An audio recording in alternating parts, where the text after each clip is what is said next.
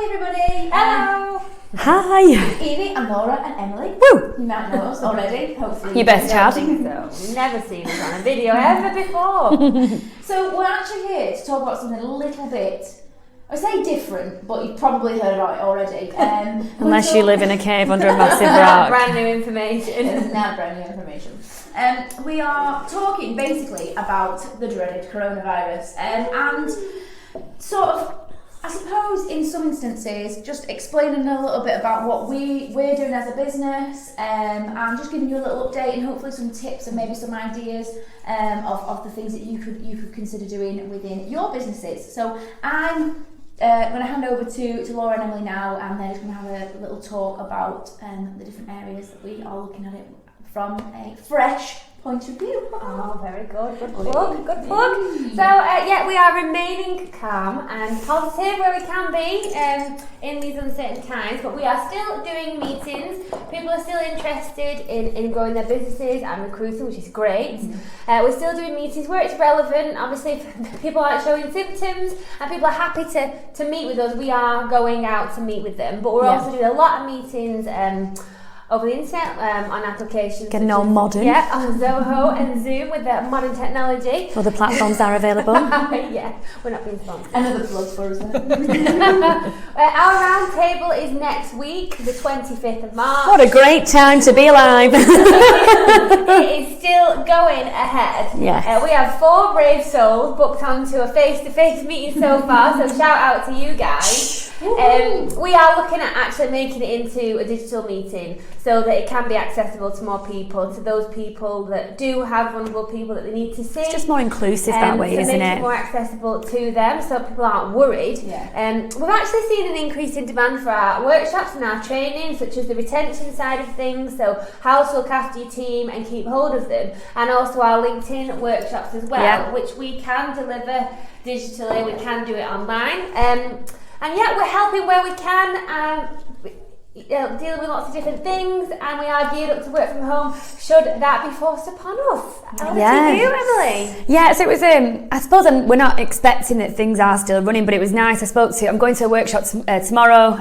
Obviously, I don't know when this video will come out. And that's run by a lady called Janine, and she's still putting that on. It's a small group. Obviously, no one's going to go to the group if they are ill, but it's just to try and keep things as normal as possible because we can get involved in the hysteria. And don't get me wrong, I'm definitely anxious and panicking on the inside, but just sticking with that feeling completely isn't actually going to help us right now. Not everyone can go on complete lockdown because it would just be a catastrophe, wouldn't it? So absolutely. We're just trying to be as normal as possible, but also it's really important to talk to your teams to make sure you understand how they're feeling. Maybe don't just do it in a group scenario, because you do get a lot of your wallflowers who aren't going to speak up and say how they really feel, and then we've got to be mind readers.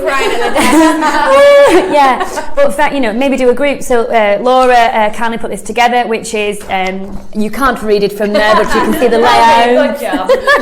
And this is just basically the update as per the government website, because really try your hardest not to get sucked into the media. Stop looking at your online papers, obviously on your phone.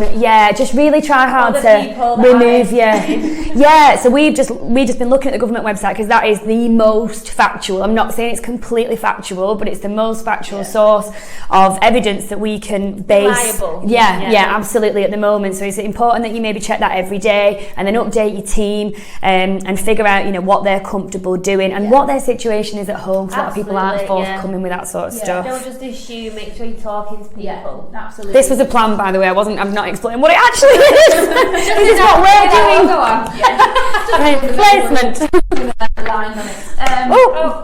It's from my point of view, I think it's quite important that as business owners and employers that you are going to your team, because a lot of us aren't going to be forthcoming, and a lot of us will actually coming to work when we're sick. So kind of, making sure that we're kind of forced out the door when we have to force this one to take holiday.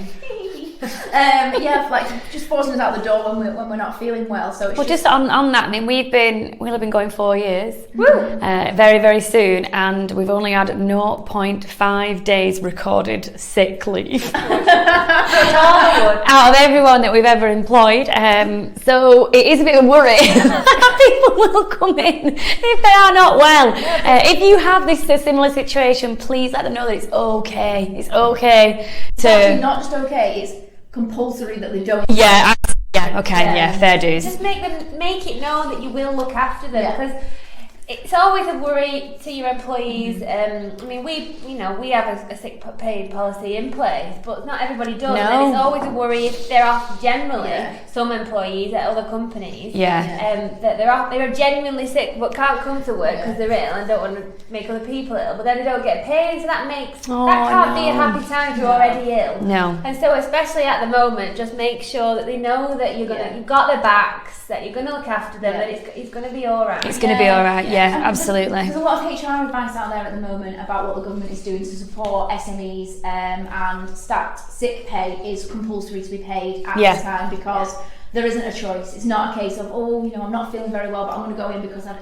don't want to have the day off, or I'm a bit worried about it. You can't put other people at risk, basically. So the government are supporting that. So there's loads of information on the government website. There's loads of HR information out there, and as we say, it's just about being vigilant, being sensible, and basically doing the right thing for yourself and everybody else around you. Yeah, definitely. So yeah, stay positive. Absolutely. Stay positive. Peace out. Namaste. No touching your face, which is all of us all the time. Just take it. I think I just spent the whole thing biting my thumb. Where's the hand sanitizer? Thanks. Anyway, thank you for watching, and hopefully this is a little bit helpful for you and will calm you down and stop you panicking. Yeah, and maybe share some really positive things online as well. Let's get people smiling again. Oh, If we're all really sad all the time, then that is absolutely, sadness is contagious just as happiness, even fake happiness, is also contagious. So figure out what camp you're in and do more of it. Yeah. Smiles on your faces. Yeah, Turn those definitely. frowns upside down. Woo! Thank you for listening.